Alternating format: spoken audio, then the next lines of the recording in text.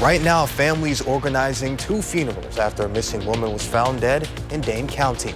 The way the community is coming together to keep her legacy alive. President Trump is moving swiftly with his mass deportation plan. I'm Cristian Benavides in Miami, where he's set to meet with GOP lawmakers at their annual retreat. And we're following a Madison small business on their steps to help the community, helping support the Abundant Life Christian School.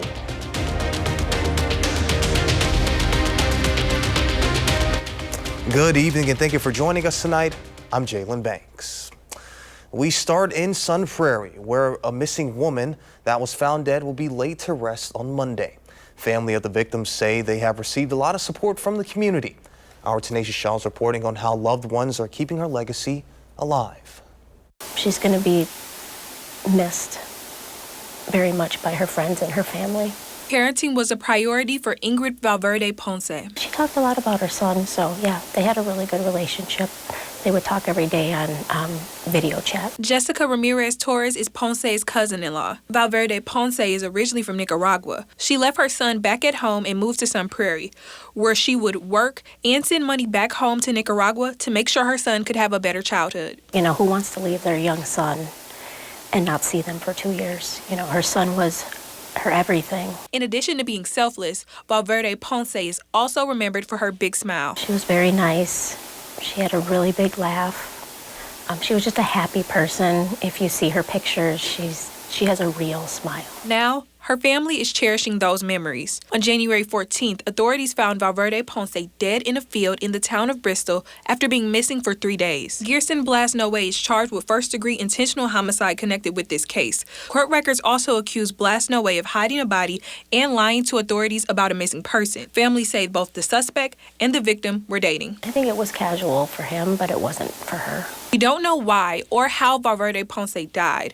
However, an autopsy report says she did not die of natural causes or hypothermia. A criminal complaint says the victim told a close friend she recently took a pregnancy test and it appeared to be positive. It isn't confirmed if the victim was pregnant or not. I think that's devastating. You know, that's 2 lives that are not going to be here anymore. You know, if you didn't want to be a part of that baby's life, then that's fine. You don't do that to somebody. Yeah. You don't take that away from somebody. He took her away from her family and her friends and her young son, who's going to grow up now without a mom. People from around the country have come together to support the grieving family, raising nearly $12,000 for 2 funerals. You know, having a funeral, unexpected funeral costs, and then the cost to send somebody home to another country is pretty expensive. Family also told me that support is contributing to Ingrid's legacy. The donations will go to support her son and her family. Reporting in Sun Prairie, Tenacia Shaw, News 3 Now. Tenacia, thank you. The suspect is expected back in court Wednesday. He's currently on a bond for $800,000. Now let's get a look at your first warn forecast with meteorologist Blaze Keller. Blaze, how's it feeling out there? It's not too bad. You know, it is a bit breezy out underneath clear conditions, so it is going to be a chilly night, but not like waking up this morning, and certainly not where we were to start off last week. But the breezy conditions are going to be sticking around, and that's the reason why we do have a wind advisory for the counties there in the brown, at least for Monday. But we are anticipating not only breezy conditions on Monday, especially into the afternoon hours, but then again on Tuesday. Monday, along the Lake Michigan shoreline especially, that's where gusts could be upwards of 40 miles per hour with isolated 50-mile-per-hour wind gusts possible. Those winds are going to be out of the southwest, so that means that our temperatures will be on the warmer side as we kick off next week. A low pressure system is moving through the area on Monday and could bring us a light rain-snow mix as we go into the mid to late afternoon hours. Right there on Future Track, it's about 5 o'clock Monday, and we're seeing that line of maybe some light snow showers. Because we're going to be so warm, I think it's going to be more of a rain-snow mix. And a lot of that, if it is snow, will melt before it reaches the ground because we are so warm and dry.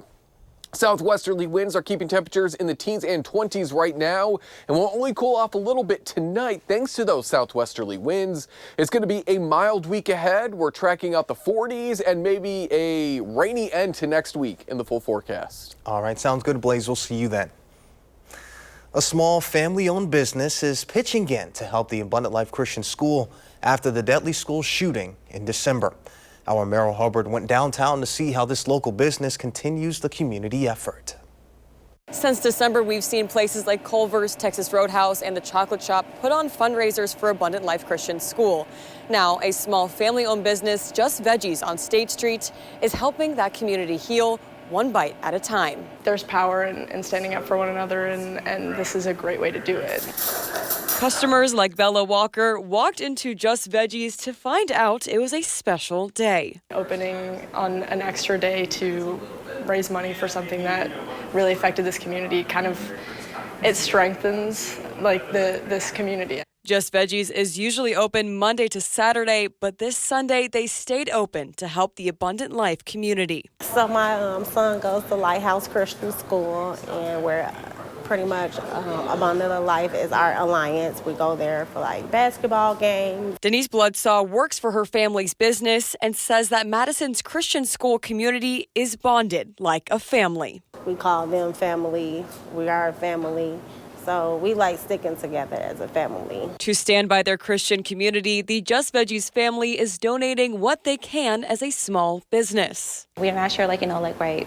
I was how much this will help, but we figured something is better than nothing, right? Kendra Bloodsaw is Denise's sister, and she says that 50% of Sunday's proceeds will go to Abundant Life Christian School. I just want to do what we can, like I said, especially since we're in a community, they're in a community, obviously too, and we do do a lot of, giving back and believing in helping others when you're in a position to do so. No matter if people ordered online, pickup, or sat down for a meal, every customer contributed to the cause. It's really heartwarming, and it makes the people who eat here feel like they're involved too, and I think that's also very powerful. Reporting in Madison, Merrill Hubbard, News 3 Now. Merrill, thank you. In other news, a building that stored vehicles in Columbia County is considered a total loss after a fire Saturday afternoon. Fall River Fire Chief Chad Jones says just before 4 p.m. in the town of Fountain Prairie, a large cloud of smoke was seen. Jones says everyone was able to exit the building. Fire crews arrived on the scene to find a building on fire about 50 feet from a house that is under construction. Meanwhile, Pete Hegseth has been sworn in as Secretary of Defense. Hegseth was joined by his wife and 7 children at a ceremony which was officiated by Vice President J.D. Vance. Hegseth was nearly confirmed by the Senate Friday night after the Vice President had to cast a tie-breaking vote, marking only the second time in history where the Vice President had to do so for a cabinet position. It is the honor of a lifetime, sir, to serve under you.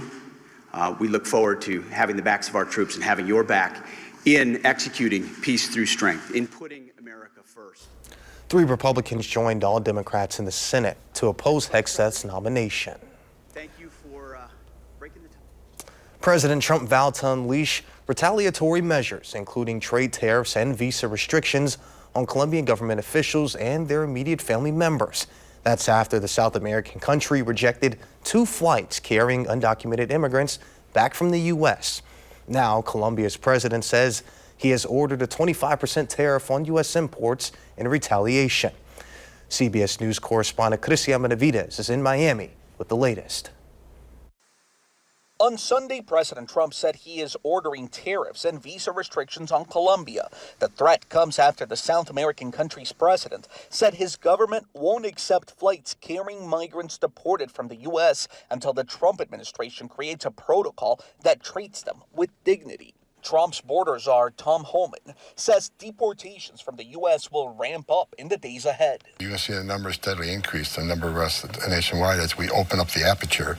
Right now it's concentrating public safety threats, national security threats. On Face the Nation, Vice President J.D. Vance was asked if he supports the idea of conducting raids at schools or houses of worship, a move sharply criticized by the U.S. Conference of Catholic Bishops. We are going to enforce immigration law. We're going to protect the American people. As President Trump prepares for the second week of his second term in the White House, he's set to meet with congressional Republicans at their annual retreat being held at his Doral Resort here in Miami. This week on Capitol Hill, senators will grill some of the president's nominees for key positions. They include Secretary of Health and Human Services nominee Robert F. Kennedy Jr., Trump's pick for FBI Director Kash Patel, and his choice for National Intelligence Director Tulsi Gabbard. Cristian Benavides, CBS News, Miami.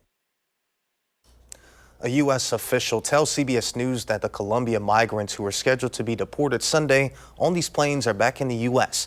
and will remain in custody of the Department of Homeland Security until a new agreement is reached. Sources also tell CBS that Trump officials are working on an asylum deal with El Salvador that would allow the U.S. to deport migrants from different countries there. And coming up after the break, Blaze returns with a complete look of your First One forecast. Plus, how a UW-Madison athlete is helping inspire students with dyslexia. That and more next.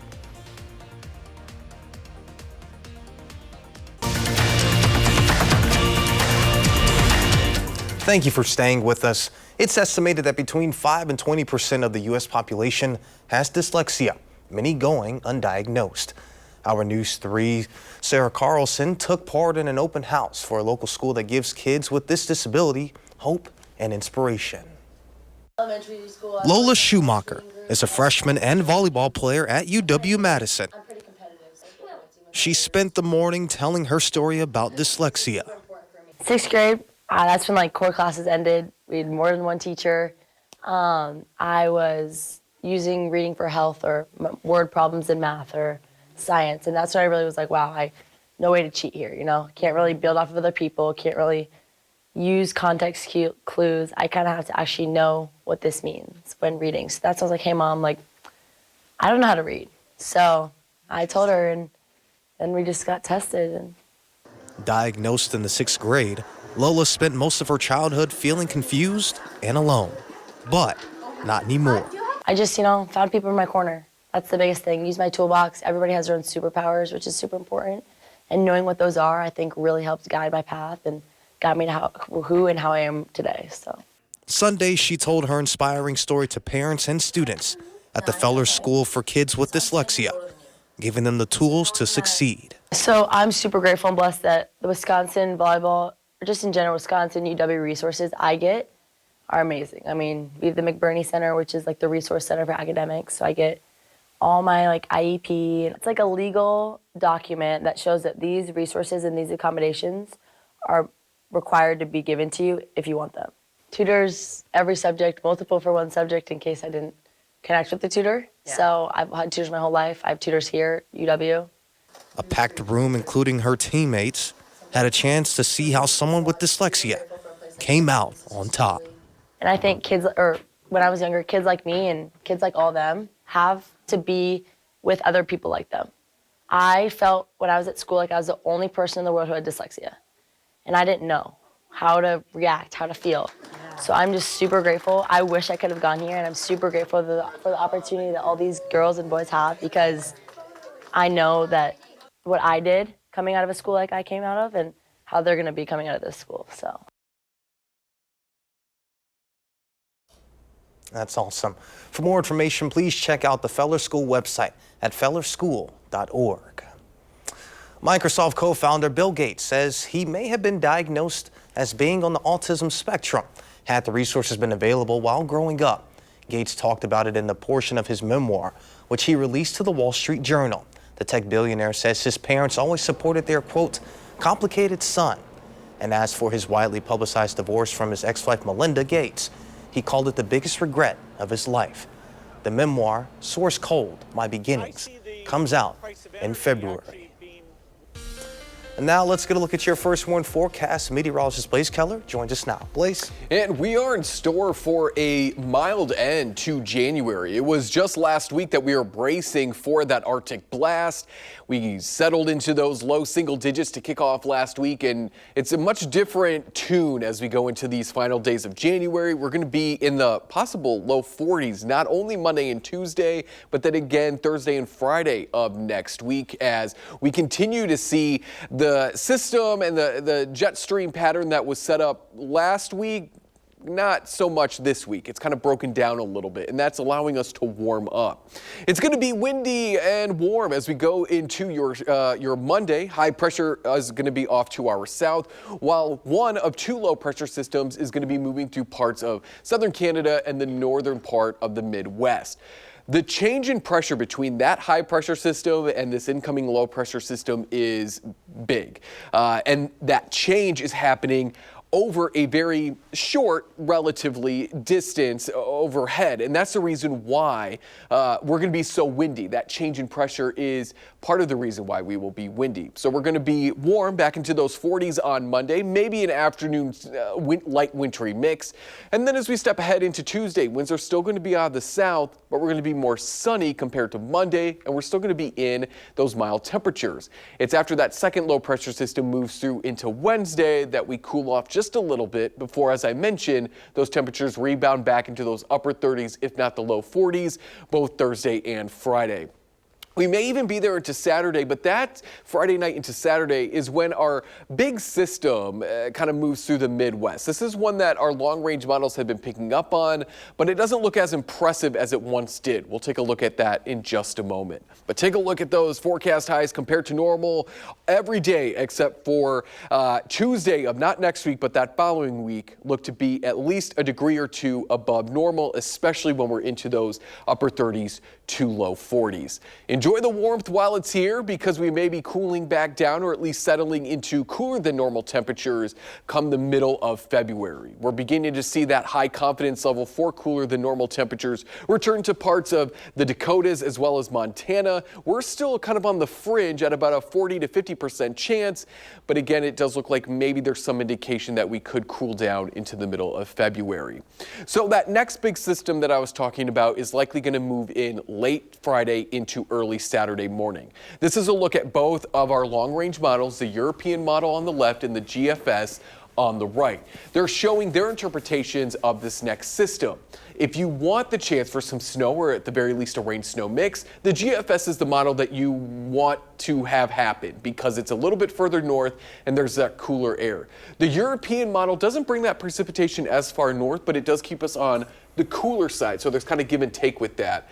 But it is still well off into the future. Some things are going to be changing, so we'll keep an eye on it. But Jalen and folks at home, that system does look to be the best chance for any sort of precipitation over the next 7 to 10 days. As the kids are heading off to school on Monday, it is going to feel a little bit cooler because of the wind, but by the time they're heading home and by the time we're all coming home, we'll be in those 40s. So maybe a light snow chance there Monday and then again Wednesday. But I think our main focus is going to be on that system that may impact us as we go into the upcoming weekend. And I can guarantee there's going to be quite a few people out in the next few days wearing shorts. I was wearing shorts today, but it was because I was at the gym. Okay. So, but yes, I'm ready. I am ready for at least these 40s to return for a little bit. Yeah, I'm with you for sure. Sounds good. Thank you, Blaze. Coming up in sports, Wisconsin men's basketball is back in action at home facing off against Nebraska and a familiar foe. Andrew has the highlights next on Wisconsin men's basketball played their 20th game of the season today, looking for their 16th win. The Badgers are 10-1 at the Kohl Center this year, where they hosted Nebraska, and the return of Connor Essegian to the Kohl Center. But first, his former team threw the first punch, and it was a haymaker. The Badgers started on a 19-2 scoring run, including this triple from John Blackwell, who finished with 14. The Badgers went 17 for 37 from downtown, but you knew CE0, we'll call him, was going to get his. Connor Essegian takes and makes his first shot back. He finished with 8 points, and his Huskers, they went on a run, but never got close enough. Later in the first, Jack Janicki, the walk-on freshman, he's not gonna. Oh, yes, he is. The Janicki Slamma-Jamma gets the people going. And in the second half, John Tonje had his dunking encore. Takes it right at Essegian and throws it down. Tonje had a game-high 27 points. And the only thing better than the Badgers' offense today was their defense. They held the Huskers to just 55 points, their second lowest scoring output this season. And if you ask Kamari McGee, this was all a part of the plan. We knew after Tuesday's game that we had to step it up defensively. We seen that. We put 80 on the board, but we still lost. So we knew that it wasn't our scoring, but the other end. So, just when we came back into practice, we just locked in a lot more than we have been on defense, and just had to turn it around and come out this game better defensively, and we did. And the Wisconsin women over in the Twin Cities for a border battle with 23rd ranked Minnesota. Their only real highlight was Sarah Williams, who was fantastic as always, hit that mid-range jumper and then assists Ronnie Porter here. They held it pretty close early, but this one got out of hand. Minnesota takes it 71-50. Williams finishes with 16 points, 6 rebounds, and 4 assists. Wisconsin women's hockey has won every game they've played this season against teams not named Ohio State. The Badgers are 25-1-1 on the year, and the Huskies of St. Cloud State were trying to change that. Badgers tied 1-1 in the second, and Kirsten Sims on the second chance opportunity gets the goal to go. Her 14th of the season. Wisconsin led 2-1, but St. Cloud State would strike again. They'd get something going, and it would end with Laura Zimmerman scoring a goal. It would tie the score at 2-2, and that score would hold through overtime. Despite a Wisconsin win in the shootout, it will go down in the books as a 2-2 tie, and really not the best day for the Badgers. And the Super Bowl is set. The big game 2 weeks from tonight will feature the Kansas City Chiefs for the 4th time in 5 years, and the Philadelphia Eagles, who give the Chiefs a rematch from 2 years ago's Super Bowl. We know the Chiefs won that one. We know the Chiefs are inevitable at this point. It feels like as long as we live, if there's a Super Bowl, the Chiefs will be in it. It's kind of how we feel right now. Not as much parity maybe, but an exciting time to be a sports fan. One thing that I will say about this upcoming matchup between the Chiefs and the Eagles is the last time they faced each other, there's 2 players that the Eagles did not have. Jalen Carter, and then that man that we just saw break it for 60, Saquon Barkley. Chiefs a great team, but you got to find a way to stop one of those 2. And those 2 are generational, kind of game-changing guys. To have one on either side of the team, in addition to their other weapons, it's going to be a really, really big test for the Chiefs. But as we know, it just seems like over this last half decade, there is no test too big for the Chiefs. And that's what we're going to find out 2 Sundays from now. When you have a coach and a quarterback like Andy Reid and Patrick Mahomes, anything's possible. Anything is possible, even if on that other team is Saquon Barkley. Yeah, I know. All right, sounds good. Thank you, Andrew. We'll be back with more after this. So, Blaze, last few weeks has been freezing, but it looks like we got some hope on the horizon. 40s return tomorrow. It is going to be a bit breezy throughout Monday and Tuesday, so maybe some slightly cooler wind chills as the kids are heading off to school, but it is going to be a nice afternoon, both Monday, Tuesday, and then again 40s possible Thursday and Friday of next week. All right, sounds good. Thank you all for joining us. We'll see you back here